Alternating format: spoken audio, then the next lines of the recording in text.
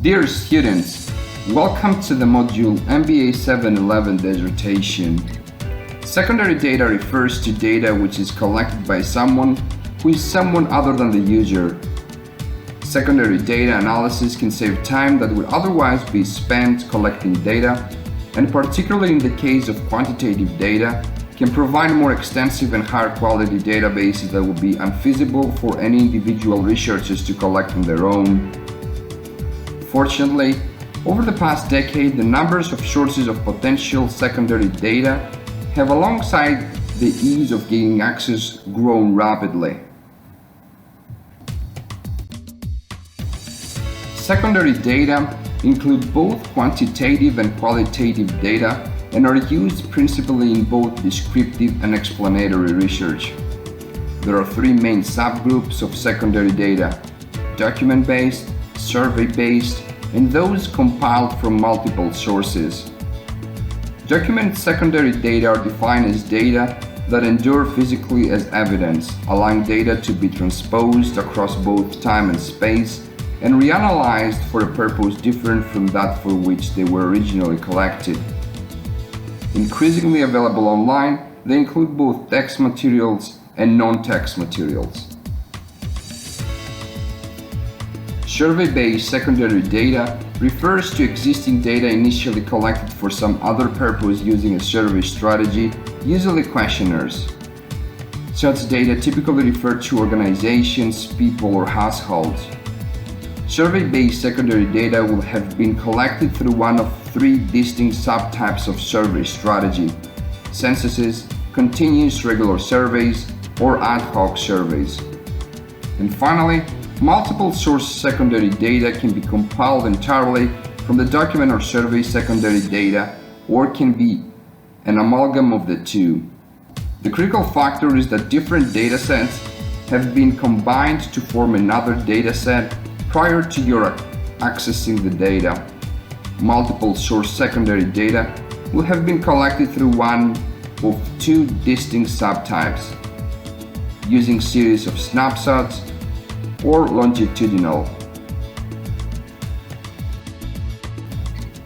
The advantages of using secondary data are the enormous savings in resources, in particular your time and money.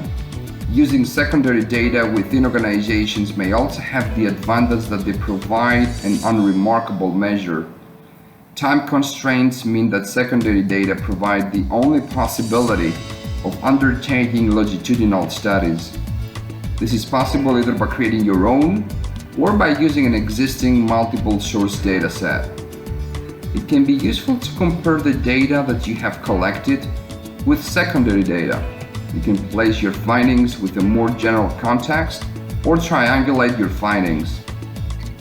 Reanalyzing secondary data can also lead to unforeseen or unexpected discoveries. Secondary data generally provide a source of data that is often permanent and available in a form that may be checked relatively easy by others. Data that you collect yourself will be collected with a specific purpose in mind: to answer your research questions and to meet your objectives.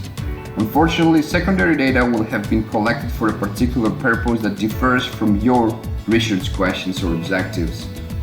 As a result, the data that you're considering may be inappropriate to your research question. Where data have been collected for commercial reasons, gaining access may be difficult or costly. The fact that secondary data were collected for a different purpose may result in other, including ethical issues.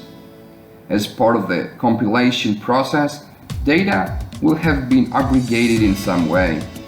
These aggregations may not be quite so suitable for your research. Although many of the secondary data sets are likely to be of the highest quality, there is still a need to assess the quality of this data. When using data that are presented as part of a report, you also need to be aware of the purpose of that report and the impact that these will have on the way the data are presented. It is essential to evaluate the suitability of secondary data sources for your research. Firstly, you need to be sure that you will be allowed to access the data. Also, the secondary data sources will enable you to answer your research questions and to meet your objectives, and benefits associated with their use will be greater than the costs. Social networking sites such as Facebook or Twitter host web pages for particular interest groups, including those set up by organizations, storing them alongside other data group members' posts and photographs. While data stored in the social networking sites' user groups were never intended to be used in this way, they can still provide secondary data for research projects. Provided that the method of collecting data remains constant in terms of the people collecting it and the procedures used, the measurement biases should remain constant. Once the method is altered, perhaps through a new procedure for taking minutes or a new data collection form, then the bias also changes. This is very important for longitudinal datasets where you're interested in trends rather than actual numbers. Your detection of biases is dependent on discovering that the way data are recorded has changed. Within company sources are less likely to have documented these changes than government-sponsored sources. In your research design, you will need to use one or more research strategies to ensure coherence within your research project. Your methodological choice and related strategies will also influence the selection of an appropriate time horizon.